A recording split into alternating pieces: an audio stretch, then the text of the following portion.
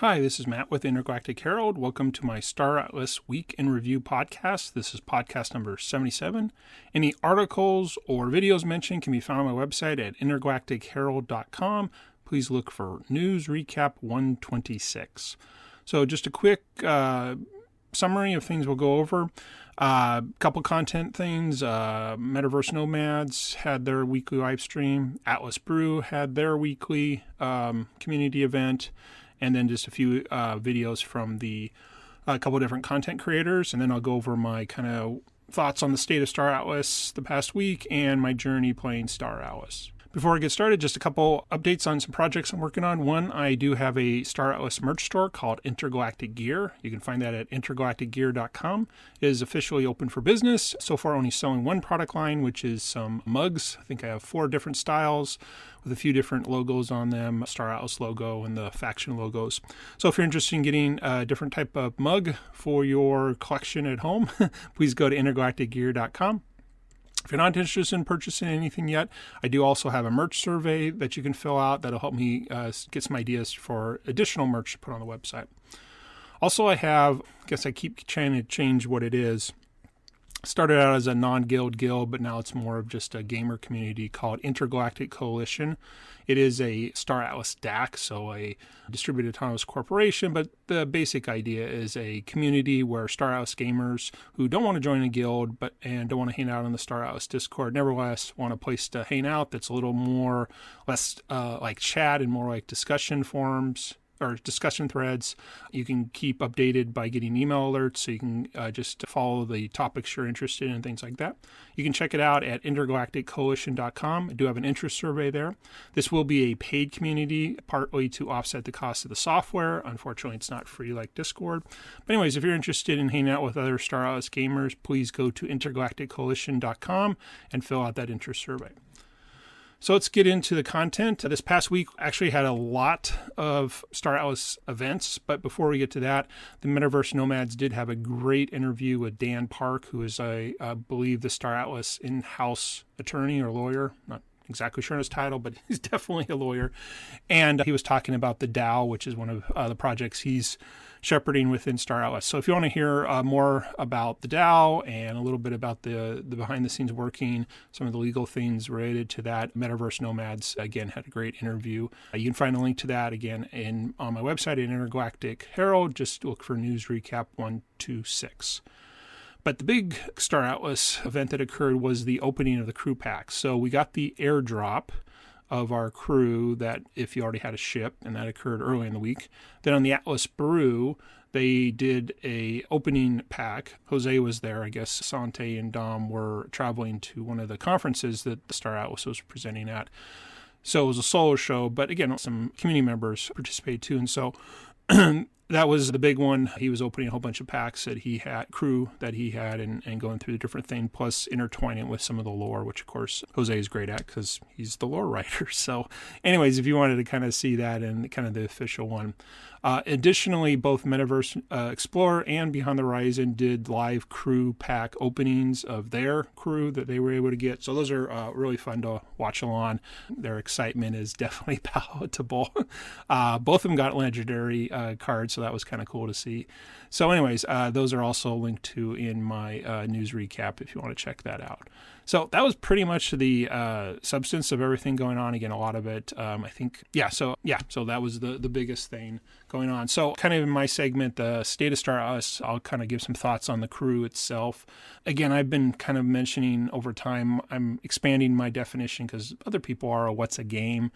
And definitely the crew opening experience was a game in the sense that you don't know what you're going to get as far as the image of the crew, the rarity of the crew from, common, uncommon, rare, epic, legendary, I think, and then anomaly. So there is that kind of excitement there. Each crew then has different attributes and things like that. So again, watching both the Atlas Brew and the 2 Metaverse Explorer and Beyond the Horizon, there was definitely a game aspect to it in the sense of what are you going to get. But kind of on a pragmatist standpoint, it does kind of feel like a short-lived rush. I do admit as the videos continued, as they were opening more crew, kind of lost interest. And again, maybe part of it is, again, they're not my crew, so you can only live through other people. But I know this is a big thing opening. Baseball cards or any sports cards is a big thing for people to watch. Pokemon, which I never got into, is the whole phenomenon. So again, it just may be my own personal thing. But one thing that has become clear is, unfortunately, the lack of utility for these crew. Now, they will be needed to continue playing Sage because the ships no longer have crew, but you were given crew, so it's more of just you have to add those into Sage, and then you can reconstitute your fleets, because I believe this upcoming week the Star Atlas team will be changing Sage, so all our fleets will have to be disbanded, either by choice or forcefully, and then you'll have to kind of put them back together again. Again, hasn't come out yet, so we'll have to wait and see. But beyond that aspect of crew, there doesn't appear to be anything on the short term. You can download an image of your crew if you wanted to put it as a picture on, say, your social media, but that's pretty much it. So some of the future things they've mentioned is like a mobile app, and even seeing the picture that you pick for the crew inside the game, whatever parts of the game, Unreal Engine or Sage, the web browser one, not there. So I kind of do wonder why, in hindsight, it was released now, because they did do some collaborations trying to get other Solana projects engaged. That's it. I mean, I guess everybody in crypto likes to get free stuff, but okay, what are you going to do with it? So I was, again, wondering what all these kind of collaborations, I mean, is anybody in those communities going to care about a picture of a person related to a sci-fi game that you can't really do anything with? There is supposed to be the ability to trade these cards, but it's not going to be in the Star Atlas marketplace right away. Apparently that needs to be upgraded to a newer version to handle these different asset classes, because they are NFTs, where the marketplace only allows for the SF? I just can't keep all these acronyms straight. But because the crew are unique, the marketplace doesn't really handle unique assets yet. So they're partnering with another website called Tensor, but apparently that's not officially ready yet, or it's not ready yet, so can't even trade them just yet. So again, I'm kind of wondering, why was it released right now? And again, even if I knew in the Foundation room, which I don't remember or didn't see the message, I don't know. But anyways, nothing on the official channels anyways on, kind of why now this was the thing. The other thing that was kind of weird, I was doing and realizing, I think I saw somebody post on the Discord and the general one, that before you can even open your crew pack, you have to actually go through the whole process of creating a Star Atlas profile, and that whole process, pick your faction and things like that. And if somebody was just given one of those crews through the other collaborations, there was definitely no kind of onboarding or, hey, by the way, you got to do all this. So kind of, again, maybe a missed opportunity to, bring people in and things like that. So again, it was fun. I mean, it was kind of cool, and it's nice to have, but again, so anyway, so that's just sort of it in my analysis. Going forward, though, and again, we'll see with the Sage integration with crew this upcoming week, what's next. And it sure seems like we might unfortunately fall back into a waiting pattern of waiting for Breakpoint, the Solana conference that the team is going to, I believe, at the end of September, to see, what the next thing is. Now, having said that, Breakpoint is a big event. They're having a full day mini event off the Solana conference just for Star Atlas. Lots of the team members are going out there. They're having different things. So again, it is a big deal. And so a period of quiet between now and then seems to make sense. I mean, they're going to hold off announcing much more. So we'll kind of see where all that goes. So moving into the final segment, which is, again, kind of where's my journey right now with Star Atlas. So if you've been following on my podcast, I've been trying to complete a supply chain mining goal which is to get every one of the initial raw materials, 1 million count, just to figure out supply chains and transport and scan and mining. So completed it. I got my complete million count of diamond at whatever starbase that was, so I'm in the process of moving that all back.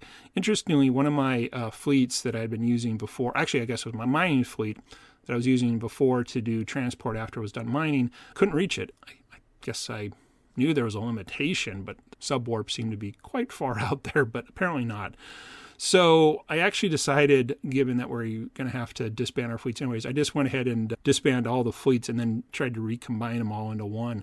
And actually I found that quite a bit easier than managing a couple of different fleets. Now, I don't know if I wouldn't assume any of the consumption of resources like fuel were different if it's one fleet or two fleets. Don't know for sure and didn't want to spend the time to figure out. But definitely just watching one fleet move back and forth. Maybe it's taking longer. I'm not, again, I just didn't really care. This is the last one. I'm just trying to get all these materials back before I think it's the August 20th where the fleets get disbanded. So, but going forward, once this goal has been created, I have to admit, I'm kind of done with Starbased. It's just too tedious to keep watching the Sly Assistant, which again, it's not Sly Assistant's fault. It's a great tool, awesome what it can do. There's no real long-term purpose to keep getting materials. And some of my earlier calculations, if you listen to those podcasts, it would have been way cheaper for the amount of resources inputted, fuel, food, and ammo to just buy the raw material on the marketplace. And again, there's nothing to do with them. I guess I could craft, but again, craft to what purpose? Now, having all said that, I admit I have not really explored the upkeep and the upgrading of starbases. It does feel like the upgrading of starbases might have peaked, only in the sense that you don't see or hear a lot of the guilds talking about, hey, we upgraded to this one. So I'm not really sure on that. Again, I'm not following close enough to really know that. So I may explore those too, and maybe just a little more crafting to bump up that XP, but again, it's really not intriguing at all. The only final thing, I guess I haven't really explored the LP, which then converts to Atlas, but again, it's a lot of work when I can just keep my ships in faction fleet, regardless of the actual return on that, but it takes a couple clicks a day to keep those getting some Atlas, so I always add time into my equations, and definitely the time it takes to maintain a fleet status inside of Sly Assistant inside of Starbase. It's just too tedious. So we'll see, but that's sort of where I'm at. So hopefully I'll get those resources pulled back. I did go ahead after watching all the videos. I was going to open my crew packs later this weekend, but after finishing all the videos, I was like, yeah, let's just do it.